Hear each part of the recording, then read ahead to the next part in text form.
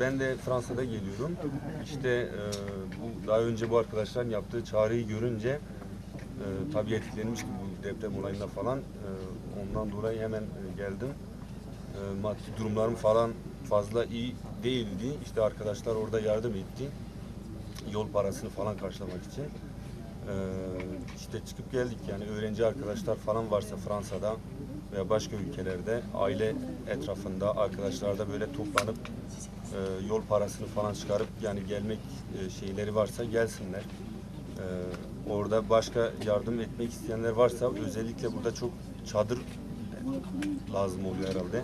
Yani en fazla.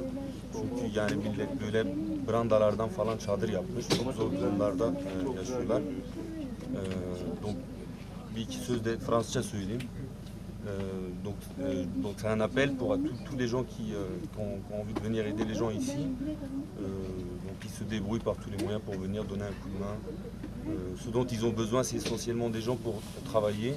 Il y a suffisamment de matériel qui sont arrivés. À part les tentes, il n'y a pas assez de tentes.